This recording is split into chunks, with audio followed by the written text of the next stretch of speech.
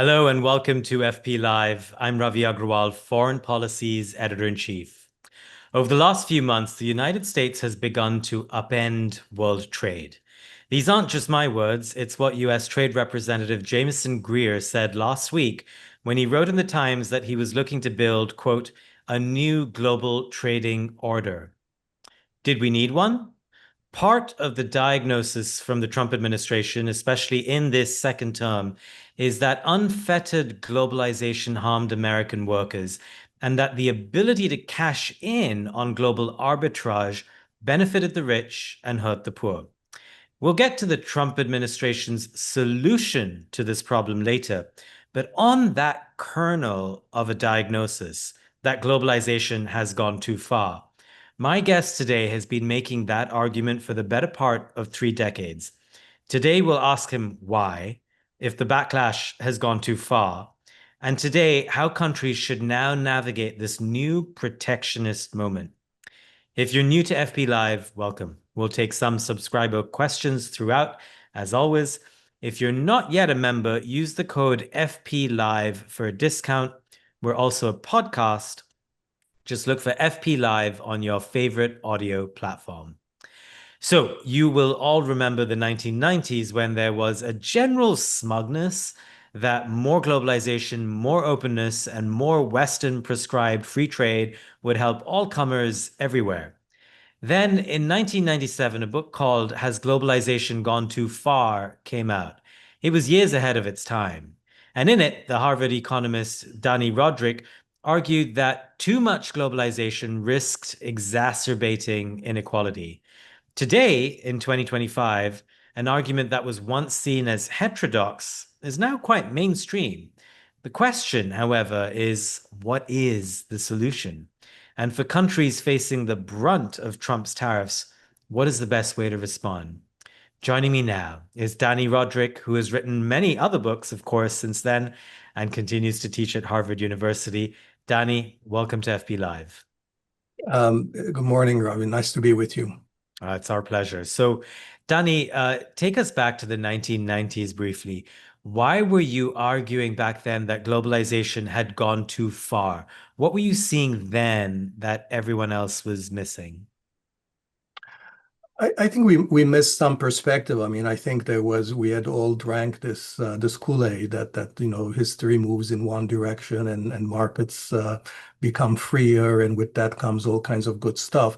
I think in the back of my mind there were pieces of both economic history and economic theory that argued the other way. I mean, from economic history, we of course knew that the first era of globalization, the gold standard, had ended rather badly, again, because there was a clash between what was happening domestically and internationally. And also economic theory. As a trade theorist, I know that one of our fundamental theorems is that the gains from trade and income redistribution are two sides of the same coin, that we can't get the gains from trade without reshuffling a lot of income within societies. So I think it was clear to me then that as the world economy was becoming more integrated, markets were joining together, national economies, domestic economies were becoming more disintegrated in terms of just more divisions and cleavages within society. And back when that book came out in 1997, you've recounted to reporters that a colleague refused to blurb it, saying that it would open the door to the barbarians. We'll get to where policy today is going wrong later, but I wanted to ask you first, what do you think the Trump administration gets right in its prognosis, in its diagnosis of what is ailing American trade policy? I mean, I wouldn't say it's getting anything right. I think it's feeding off of the discontent and the disenchantment with elite policies, and the inability of the Democratic Party elites to realign themselves sufficiently quickly with what was happening, with the disenchantment that a lot of workers, the middle class, and a lot of regions that were left behind were experiencing. So I think it's just feeding off of that discontent, and And then, as you said in your introduction, where what the recipe is in terms of how we respond to it, of course, is something else. I have a very different set of views about what the right way to go is. But I think I view Trumpism and many similar authoritarian far-right movements in Europe as essentially at least partly a consequence and a symptom of this division within societies, and that I think that right-wing version of a response, I think, is the wrong one. I think it's exacerbating these problems rather than helping them.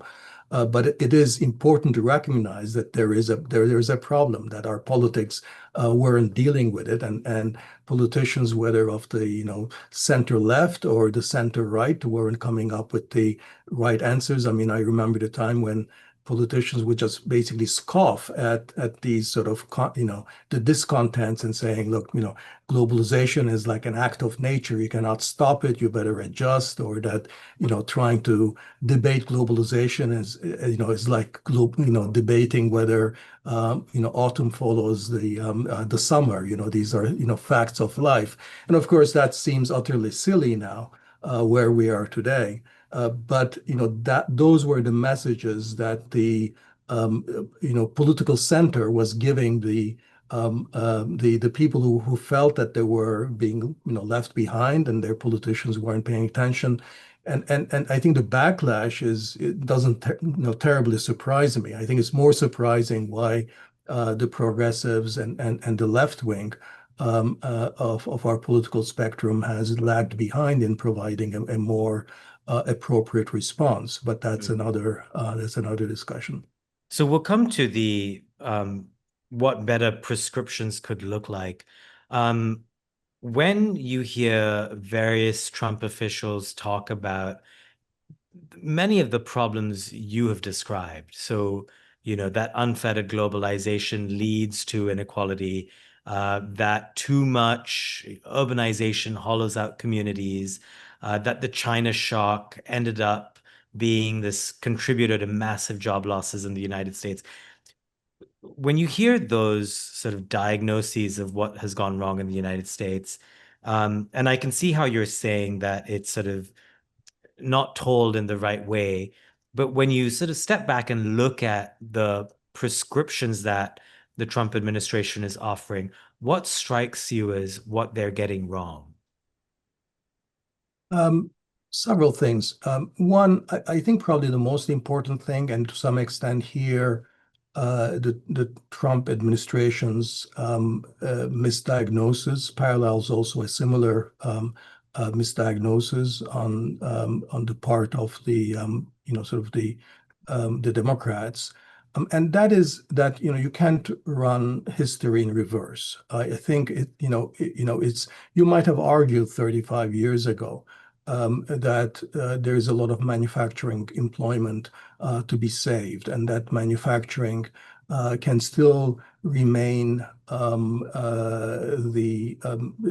essential basis of a middle class society, which historically has been true.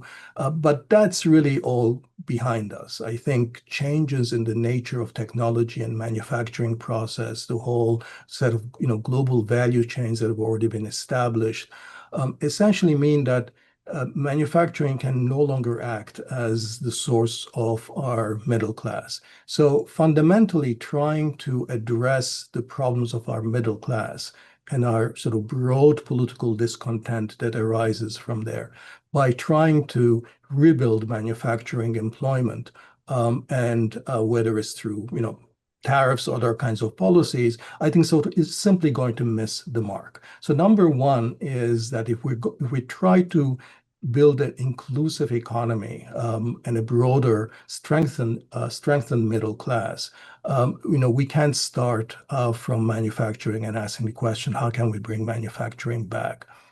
Um, it's not to say that manufacturing is not important. There are national security reasons. There are certain sectors, semiconductors, advanced manufacturing, which is important for innovation.